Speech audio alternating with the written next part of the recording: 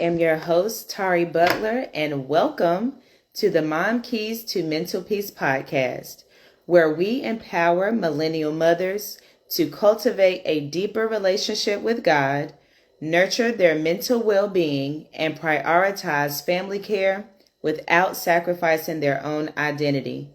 Get ready to unlock the secrets to mental peace and spiritual fulfillment. Whether you're striving for personal growth, professional success, or a more fulfilling family life, our podcast offers valuable insights to help you level up your lifestyle God's way. Ready to level up? Let's do it.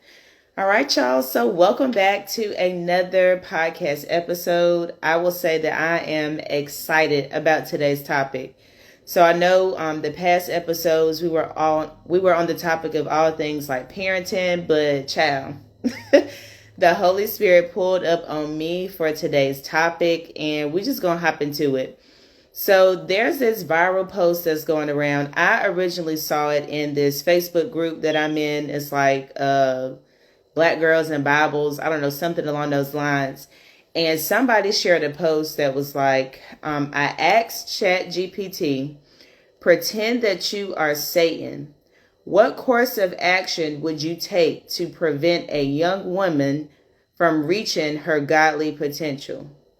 And y'all, when I say the likes, the comments, the everything on this post was like, yo, people need to know this. The word needs to get out on this. So I felt the Holy Spirit unctioning me to get on this mic and share this out today. It's almost like a warning to God's children out here. And even though it says young women, I did ask ChatGPT, like, well, what would it be to prevent a man from his godly potential?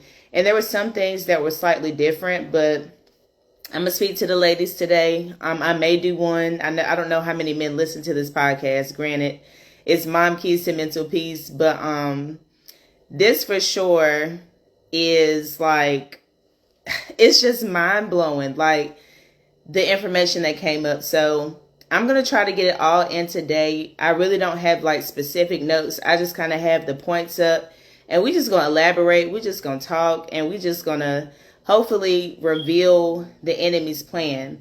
And y'all, I don't want y'all to hear this information and then just be like, that was good, and then go on living your life any type of way. Like, hear this information, receive it, and then put an action plan in place. Or what's that saying? When you know better, you do better. So once you hear this information, you will have the knowledge of knowing better, but take it that next step further to wisdom, where you apply the knowledge that you receive and start pointing out the enemy's schemes. Like, don't just let him keep getting you off your course and making you delay your potential, because we are all on borrowed time out here on God's earth. This is something, if you know the rapper Rich Homie Quan, he just passed away. And there's a viral video going around of DC Young Fly speaking at his funeral. And pretty much the whole foundation of his message is that we're all on borrowed time. And as good as his word was, and as timely as it was, I feel like we're only receptive to that message at funerals, right? When we are facing death, when somebody is laying in a casket in front of us, and it's like, man, life is short. Life is always short, right? Whether we're at a funeral or not, every single day that you wake up, you are on borrowed time. I heard something said one day, and it was so sobering that you know, we all know our birth date. We pass our death date every single year and don't even know it, right? Death is inevitable to all of us as a created being. God is the only thing that is eternal. We are not, right? And our physical bodies, or this flesh, is not eternal. More so is what I'm getting at. So don't just hear this and feel like, oh, that was good, and then continue to let the enemy trick you out of the godly potential, right? We are all here on assignment with this borrowed time. We all have to give an account for what we did with the time that God gave us here on this earth. So don't waste it, right? Don't waste it. Or now that you know the enemy's plan after you listen to this, don't allow him to keep tricking you and pushing you off of the course that God created you to be here for, right? We are here on assignment. There is something for us to do here. We're not just here to do whatever it is that we want to do. Now, there are moments where we can have self-care and do things that we enjoy. But even that message, I feel like, is starting to get perverted, where everyone is wanting to live off their own will and self-care and doing the bare minimum. Like, that's not even God's character.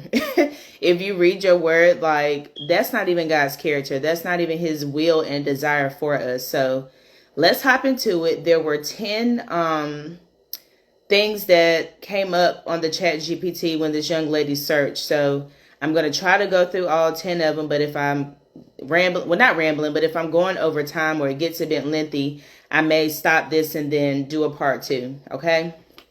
So again, the question is, pretend you are Satan. What course of action would you take to prevent a young woman from reaching her godly potential? All right. Here's what it said. If I were to take on the role of Satan in the context of preventing a young woman from reaching her godly potential, I would employ similar tactics of deception and manipulation, but tailored to target her specific strengths, vulnerabilities, and societal pressures.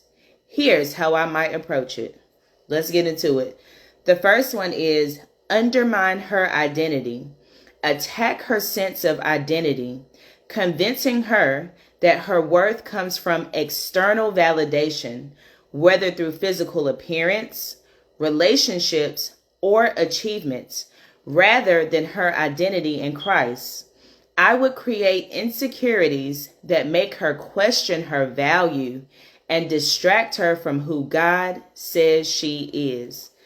Y'all, oh my gosh. So I even think like the format that ChatGPT brought it up is like a hierarchy of where the enemy starts, right? Your identity is your number one thing, right? Knowing who you are, who God created you as to be in his image, right? That's all the way back in Genesis, how God created us in his image, how he wanted us to be a reflection of his image. And that's exactly what Satan attacked with Eve in the Garden of Eden in Genesis 3, right? He came for her identity. He came for her value. Well, God doesn't really want you to eat this apple because he don't want you to be like him. He don't want you to know the things that he knows, when God already said before the serpent came that he created her in his image, right?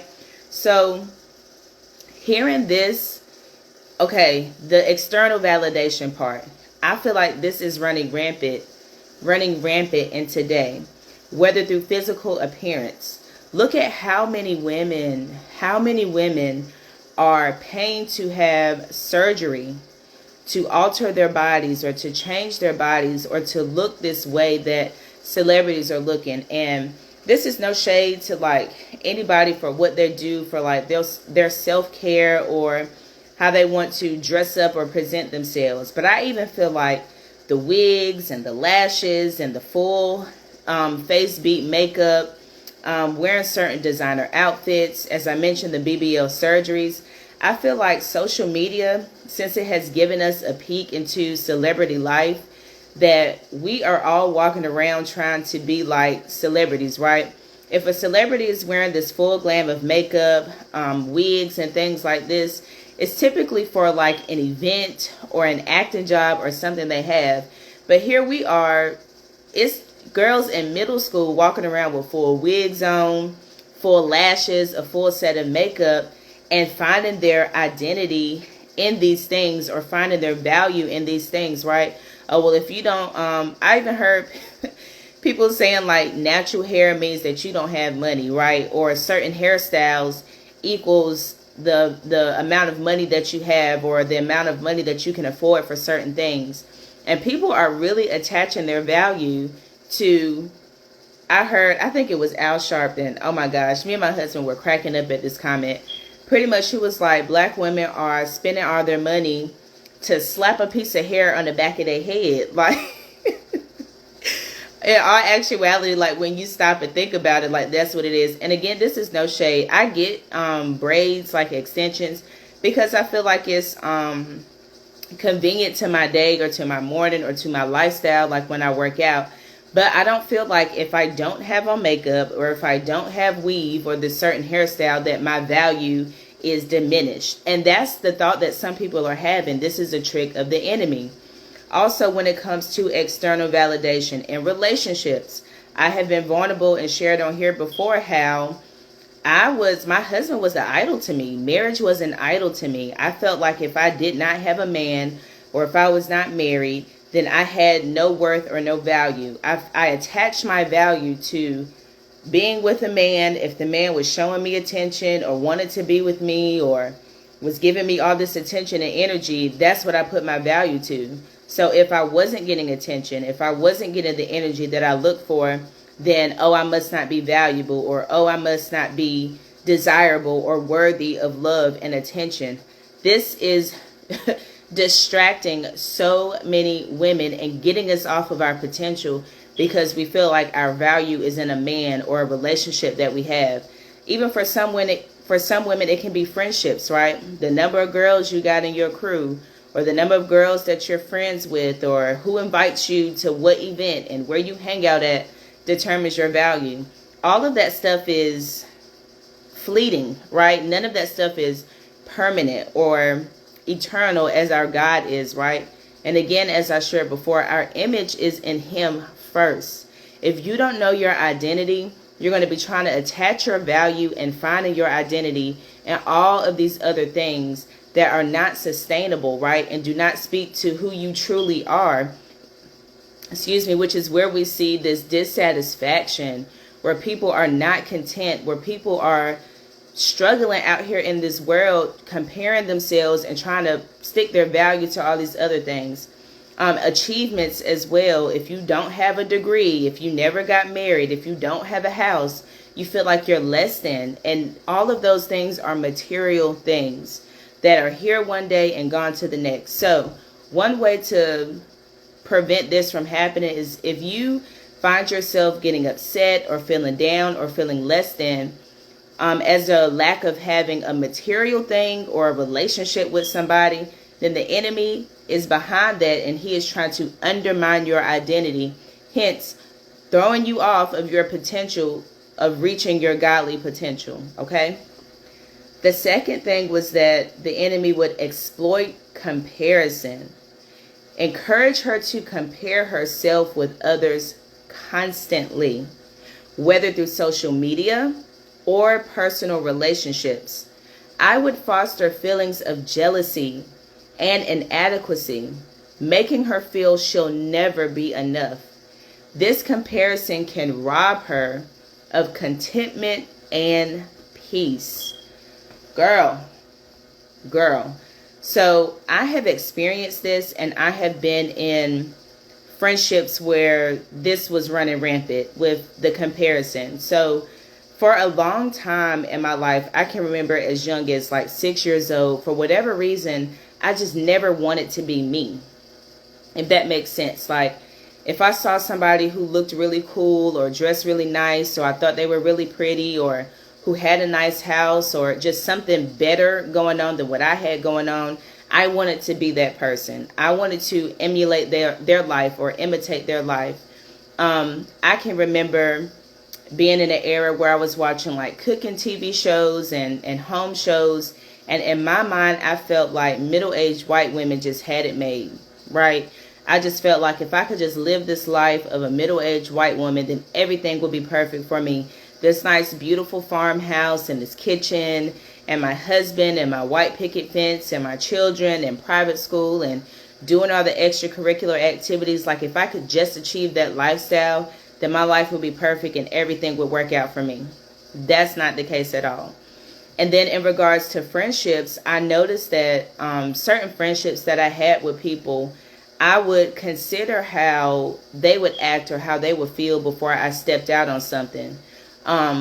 Or there was one particular friend where God started to reveal that there was like this secret competition going on with us that I didn't even realize that I was a part of or in, because I felt like I genuinely cheer for people like I'm a girl's girl. If there's a situation or something that you can win in, like I want you to win in that area. I'm cheering for you. I want that for you. but I didn't feel like that was receptive to me. And there was one situation in particular where my transmission had went out on my car, and I was faced with the task of either getting my transmission fixed or getting a new car. So I almost had the car paid off, right? So I was considering that. And I didn't want to get into another car payment. And this was around tax time. So I was like, I think I'm going to just get the transmission fixed. I don't know. But I was talking to this particular friend about what decision I would make. Y'all, that evening, this particular friend had a brand new car. Like, a brand new car that evening. And I was like, oh, okay. Congratulations. Cool. It's nice. So, y'all, I had went to that dealership to try to get a car, and I think it was the deal they were trying to give me. It just wasn't what I was wanting to do. Like, it was a high car payment on a car that I really didn't want. They weren't really trying to work with me on like negotiation. So I just didn't get it. And I decided to get my transmission fixed instead. But God brought back to my memory something with that situation. Like, why did that particular friend have to run out and buy a car just from us having the conversation of me potentially getting a new one? And God revealed to me that it was jealousy and comparison at the root of that. Now, I'm not going to put it all on that friend, and I definitely feel like certain energies feed off of each other, right, and can kind of get on you because, like I said, I'm a girl's girl. But there was a time where this same friend had ended up starting a business, and for whatever reason, I felt like this need to compete with her, like, oh, well, I got to start a business too, and I got to start earning money from this. And that's something I'll talk about on another episode, but with Kaya's Cookies, the foundation and the birth of that business was out of comparison and out of jealousy of somebody else starting their business. And I can see at the beginning of Kaya's Cookies how the enemy was trying to derail me from my godly potential. Like, the desire and the idea I feel like was always in me, but the foundation of starting it was not solid, and it was not on the principles and foundations of God. So God had to do some work in me. There at the startup, it was kind of rocky. I was still trying to figure things out, but God revealed to me, like, you started this to try to compete with her. You started this out of comparison what this other person was doing. And that friendship is no longer, but I realized that there was just, like I said, this unspoken competition going on. And that's not something that I wanted to be a part of, or that I feel like is a healthy relationship. I'm a girl's girl. I want women to win in whatever it is they're doing, but I don't want the foundation of it to be where I'm feeling jealous, or I got to keep up, or I got to do this. So that's not even my energy, right? Or my approach to things. So I realized that I had to separate from that friendship because that's not something that I desired. So really pay attention to that when it comes to comparison, right? That's nothing but the enemy trying to get you off track of what God wants you to do. We have to keep our eyes on what God has created for us. And if we truly believe God to be the creator of all, to be the beginning and end, and everything in the earth is his, then why should we feel discouraged by what he's doing in somebody else's life?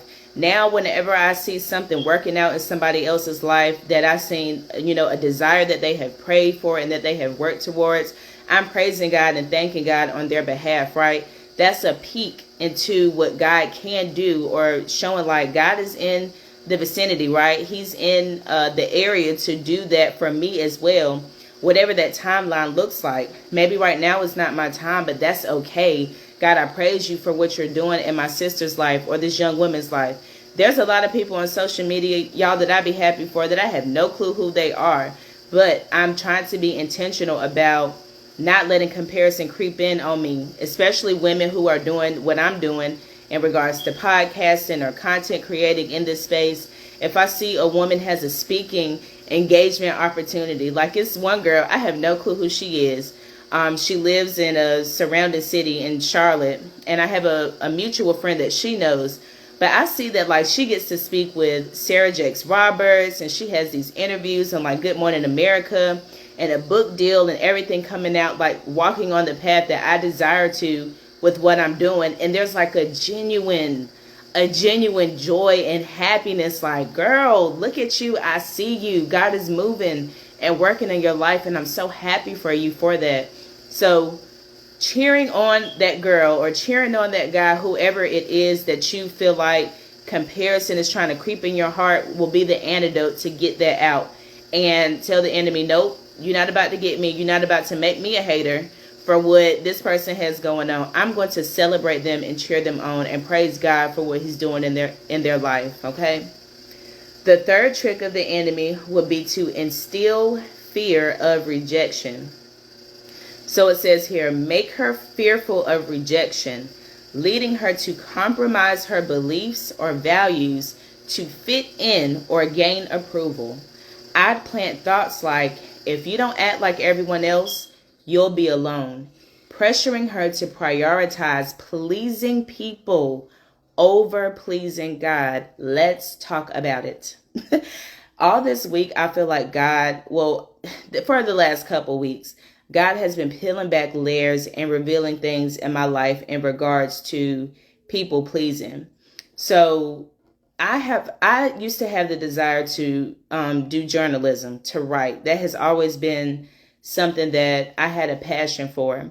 I can remember as far back in fourth grade, my fourth grade teacher telling me, you're going to be Maya Angelou one day. I had no clue who Maya Angelou was, but she was speaking life into me.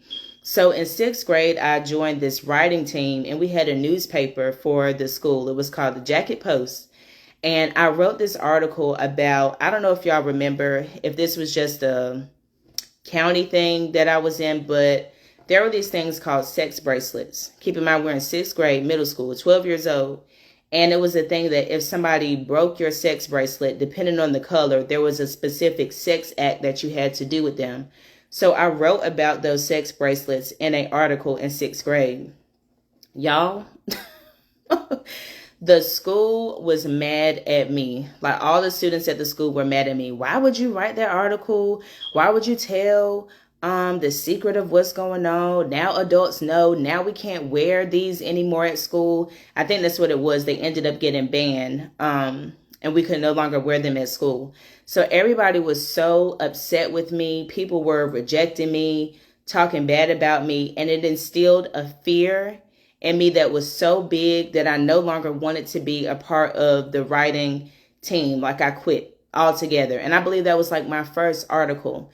So God has been revealing to me how the enemy, that was his plan. And he derailed me from reaching my godly potential of journalism. And I'm slowly but surely getting back to that. Again, here with the podcasting, with the book that I wrote, with me reading and just studying and taking in people who speak and do interviews and things like that. Like, God is reigniting that in me. And I feel like restoring the years that the enemy stole from me by instilling fear of rejection. So I feel like this is something that the enemy does early while we're in school, right? In our youth, where we want to be accepted. Like, as a teenager or as a kid, being accepted into a tribe or a community or a group of friends, it really is important, y'all. And the older we get, I feel like the importance of that kind of dwindles away. Like, I don't care who I'm cool with, right? Or it doesn't really matter as much. But I feel like that's the enemy's plan, right? To start things in its infancy, when it's young, when it can be attacked easily. And I feel like there are so many young girls who want to fit in, who want to be a part of a group or a clique. Y'all know that whole little Mean Girls thing. I feel like it be girls that be petty when it comes to who can be cool and who can't. Like, I remember in fourth grade when I first moved here from North Carolina, there was this girl, and she's one of my best friends now. We've been friends. We've been friends for over 20 years. But when I first moved here, for whatever reason, I think they already had their clique. So I was trying to, I'm the new girl trying to get in the clique. And she pretty much was like straight up telling them, don't talk to Tari. Don't be friends with her. If you friends with her, I'm not going to be friends with you. To the point, like, when we would go to lunch, she wasn't even in our class, but these girls that were in my class, like, they wouldn't sit with me at lunch because she might see them talking to me. Like, it was a whole thing. And like I said, that's one of my best friends now. That's my girl. We joke about this all the time. But just the cattiness and the energy behind that is nothing but the trick of the enemy trying to plant and install that seed of fear of rejection. So now you're doing things to be accepted. Now you're, compromising your beliefs and your values simply to fit in, right? You have a value where you don't do drugs, or you don't want to smoke, or you don't want to drink, or you don't want to have sex before marriage.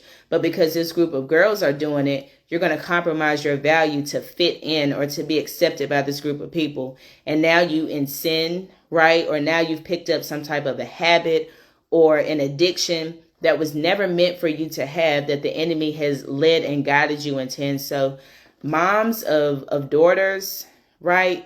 Please be on this or intentional about, it goes back to the first point, them knowing their value is in God and not in who's their friend, who ain't their friend, what clique accepts them, what behaviors the clique are doing. Like, make that very clear to them that they don't have to be fearful of rejection. And I think this is where love and acceptance in the home, that's supposed to be that foundation. So the world can reject them, but baby, in here, you are loved, you are accepted.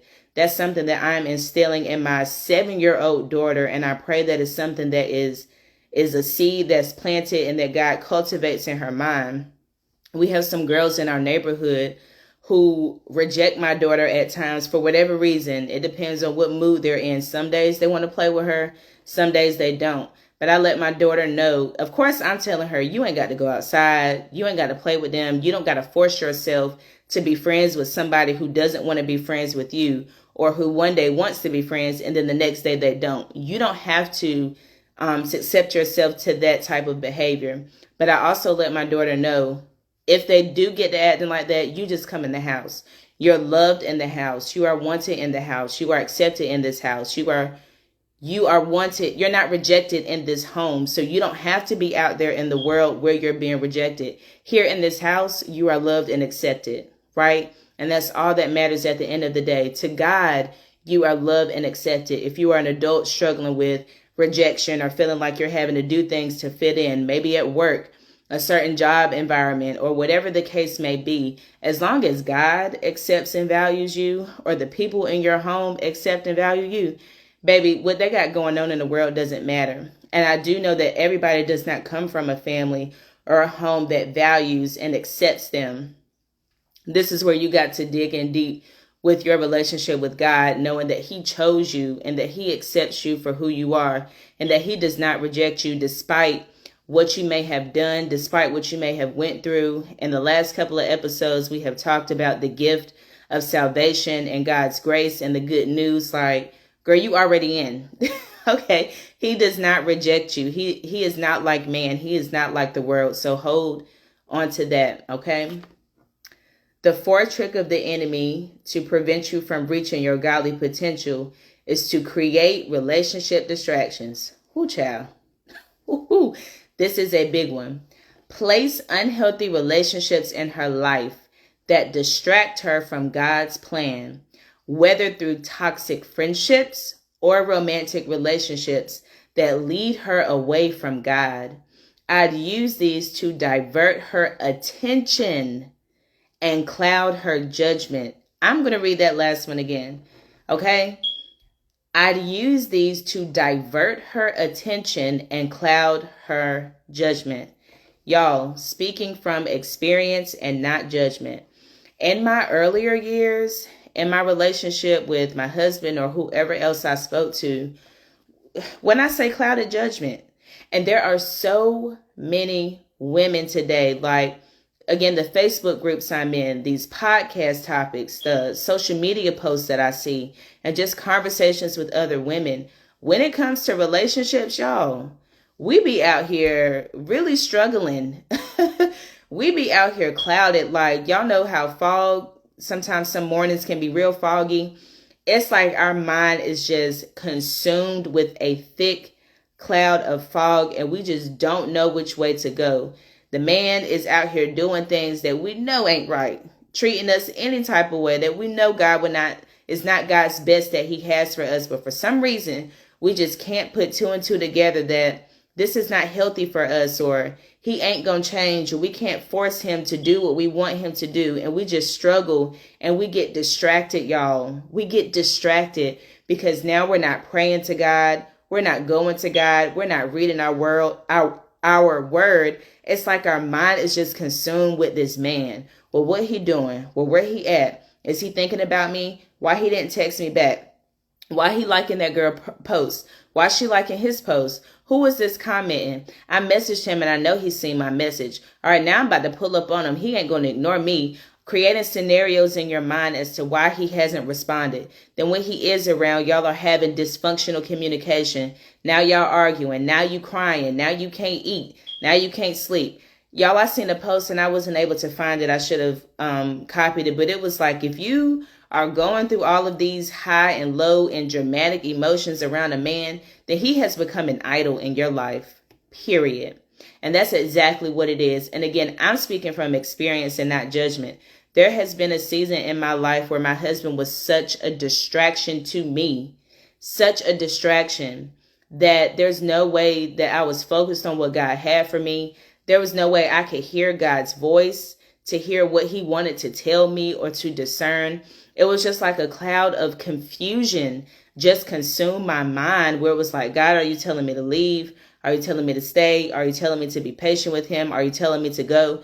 And then it got to a point where I don't even think I was consulting God and asking him anything, right? It was me. I'm going to force him to love me the way he's supposed to, or I'm going to stick it out and I'm going to stick around until he picks me in the end. Like, just putting up with foolishness, putting up with craziness, or putting yourself in situations that if somebody else was in that situation, you would tell her, girl, what are you doing? That's not for you. But for whatever reason, when it comes to you, you can't take your own advice, or you can't see that you're being taken advantage of, or that you're being abused. Or again, here, as we're saying, the enemy is using this situation as a trick to get you off of your course.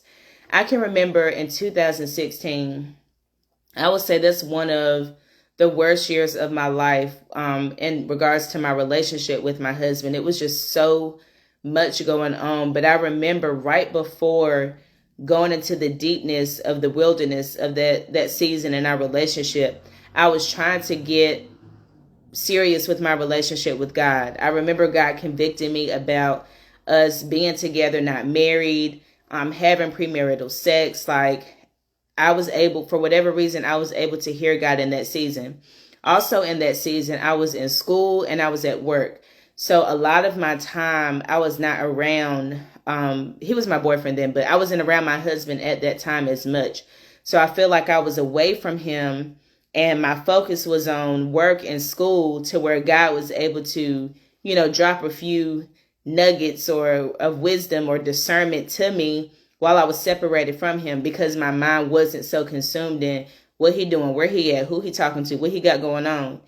And I remember in that season, like, telling him, like, hey, I don't think we should still, continue with sex. I want to get married. And he flat out told me, this is 2016. He was like, I don't know if I want to get married. I don't know if that's something I want to do. And at that time, his attention was divided. The friend that he was with, I feel like, was pulling him into a deeper lifestyle out here in the streets, where I was like, this lifestyle that you have going on, I don't agree with, I can't connect to, I've got to get out of here. And I'm not saying I was perfect, Patty, at all, because I still had some messiness going on at that time. But as I look back on that season, I see where God was trying to pull me out. He was trying to get my attention and get me back on course. But the enemy's plan prevailed, and I was so distracted with my husband at that time, or my boyfriend. I was just so distracted. And I remember being so devastated at hearing him say those words, I don't want to get married. Keep in mind, we done been together for an extended amount of time this year. At this time, at least 7 to 8 years at this point, because my oldest son, I believe he was 6. And I didn't have my other 2 at this time. So I was just like, well, what are we doing if you don't want to get married? And I decided to move out. But in that season, I kept going back and forth with him. I was trying to go. I was trying to go with God and his plan and what he had, but I was just too stuck with the familiar, or too afraid to step into something new. And the enemy was using that relationship to distract me. But I will say there's something that I noticed in this season, and I'm so grateful to God that he revealed it to me. In high school, there was like this very toxic love triangle that I was in with my husband with this other young lady. And when I say like my mind was for sure distracted and consumed with this love triangle and what was going on, I saw the enemy's plan and it was getting ready to happen again in this season.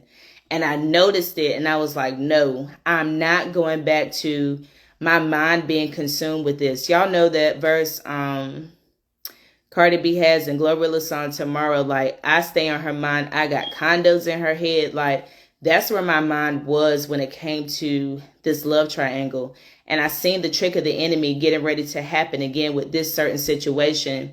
And I was adamant that no, I'm not about to be stalking nobody page anymore. I'm not about to be distracted, trying to run it behind him and figure out what he got going on. Like, I'm saying no, I'm choosing no to this, and I'm choosing life. I'm not going to die in my mind to these distractions. So I just encourage you, if there's a relationship that you are in that you know is not healthy, that you know is not God's best for you, and a red flag is if this relationship is pulling you away from God, pulling you away from meditating on God and his word, preventing you from being able to hear from God, relationship, romantic or friendship, either one, right? Because some friends can be a bit much too, and certain lifestyles or habits that they're doing that you're trying to walk away from, they're still trying to pull you back into it. Anybody who is directing you off of God's path or trying to get you to sin and continue doing habits or things that you express to them, hey, I no longer want to do this, right? That's a red flag. It may be a relationship that you need to end, okay? And again, it's a trick of the enemy. I think that's one of his top tricks is them relationships, boy, because child, when it comes to that, like, you can really get lost in it. All right, I'm going to stop at the fifth one, this next one, and then I'm going to do a part 2. So be sure to come back after these, okay?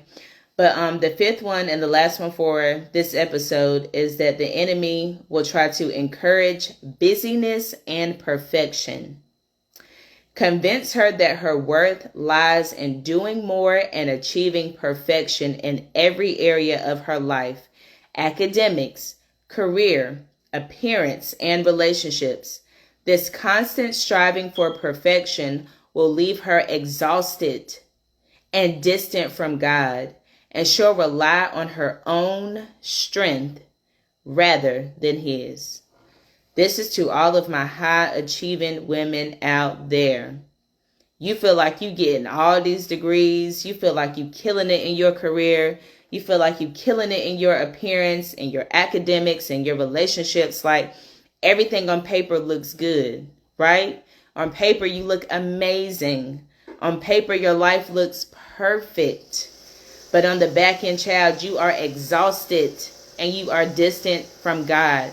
What I hear when I hear this, to encourage busyness and perfection, I hear pride, right? I hear that you are trying to be God in your life, right? You're trying to be your own provider. You're depending on your own knowledge and intellect. You're depending on your own bank account and your own money to get the things that you want, right? You're doing all of these things. You're depending on the degree to get you in the doors that you need to get in, right? You're depending on this status of marriage to validate who you are and separate you from the ones who are not married, right? Feeling some type of chip on your shoulder as a result of that. No, sis, it's a trick of the enemy. And this is a sneaky trick because on paper, it looks good, right? When you introduce yourself to others, when you talk about yourself to others, it sounds good. Oh, she got it going on. Oh, she doing her thing. Oh, she out here killing it, right? But where is God in the midst of all this killing it, right? How are you depending and leaning on him? And I've heard something lately, too, that makes so much sense and speaks to this. Everything that's good ain't God, right? Just because it's good, just because you can physically see material fruit from it, doesn't mean that it's God. Right? A sign that is God is the fruit of the Spirit. Right? Fruits of the Spirit. When you think about the people in the Bible, like Paul or John, They did not, their lives ended, I know John's life ended horribly. I believe he was beheaded or something. But he had the fruit of the Spirit, right? He was successful in that way. So I think when it comes to this, we have to redefine what success looks like. Because all this striving and achieving and going after things is just a trick of the enemy to get you more and more distant from God, right? The busyness part, when you have so much going on, from the time you wake up until the time you lay down, where does God fit into that? Or if you're penciling God in, right? Well, I got 5 minutes to say this quick little prayer, or I can do a verse of the day, and then I got to go. The day has started. I got things to do. I got to take care of these kids. I got to go to work. I got to earn this money. I got to do this. My schedule is just too full. Again, y'all, we are on borrowed time. But who are we borrowing the time from? God. Our lives are not our own. This time is not ours. If your life is so consumed to the point that you don't have time for God, if the achievements are so much and so much to juggle and handle that you don't have time for God, if you're to the point where you're no longer consulting Him for things, but depending on your own wisdom and your own insight for the decisions that you make, baby, you're being tricked by the enemy. And I want to say, I'm grateful for catching this revelation early, especially in regards to academics and career. So I'm a speech therapy assistant. I have a 2-year degree, an associate's degree. I have 2 of them in early childhood education and speech therapy assistant. And the foundation of those degrees, kind of like Kai's Cookies, was to prove to people that I can be successful, that I'm not just this stereotypical teen mom who is uneducated and out here at dead-end jobs. And right, I was trying to prove that to people, and God revealed that to me, like, you ain't got to prove nothing to nobody. But while I was in school, especially for the speech degree, my whole goal was to get my bachelor's degree, then get my master's degree and go off. And I applied to get my bachelor's degree to be a teacher. But there were some things that happened, and I see how God's hand was moving, where I wasn't able to start school in time to pursue that degree, which changed my course to do another associate's degree in speech therapy assistant. And this is no shade to the speech therapists that I work with. If you have a master's or whatever, I'm speaking from my personal journey and what the motivation was attached to in regards to achieving academics. I just wanted to feel valuable. I just wanted to prove a point that I am smart, that I am intelligent, that I'm not just some stereotypical teen mom out here. So when it came to me no longer getting the degree, I heard God say, you don't need a master's degree or a bachelor's degree to be considered successful or to be considered valuable. I have no student loan debt, and I'm using both of my degrees in the career I'm in. When I watch the SLPs that I work with, they have boatloads of paperwork. They have boatloads of meetings on their schedules. It's just so much that they have to do. Y'all, I show up, I do therapy, I write a note for the therapy, and I go home. Okay? There is so much peace that I feel in my job, and I don't have the desire to go back to school. I've had conversations with people, oh, you would be so good as an SLP. You should go back and get your master's. But God didn't tell me to do that. God didn't tell me to do that. And I honestly feel like God has a plan with this whole podcasting, as I shared in the last point, with my original passion being journalism, speaking, doing interviews, things of that nature, broadcast, TV, whatever. And I feel like this is why, God gives us little peeks. He don't give us the whole picture. He don't give us we don't know the whole thing. He just gives us peeks. And I feel like this is a peek into, this is why I told you not to go back. Because I have something else for you in my timing. When that something else is going to come, I don't know. But I'm going to be obedient and steward over this season of what I have now. And I'm not going to allow what the world says that I should have, or even a conversation with somebody who means well. Like, girl, you have potential to do this. You're so good at what you're doing now. Why don't you go for something higher? Because that's not what God said.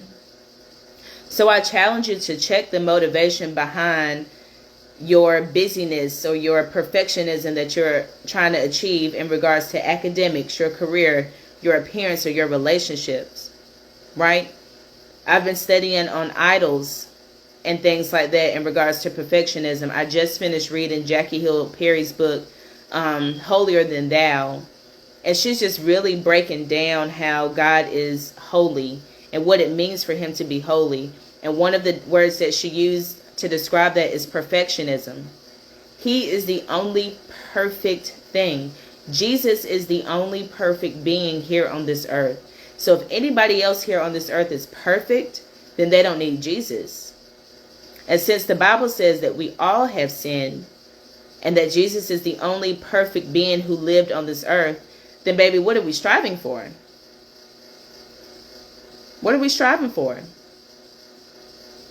I have this saying, progress over perfect. Progress over perfect. That allows you to give yourself grace to know that you're not going to be perfect, that you are going to mess up, that everything is not going to go in line with how you want it to be, or how you feel like it should be, or how you think it should turn out. That's not the reality of life, or this whole journey of life. That's not the reality.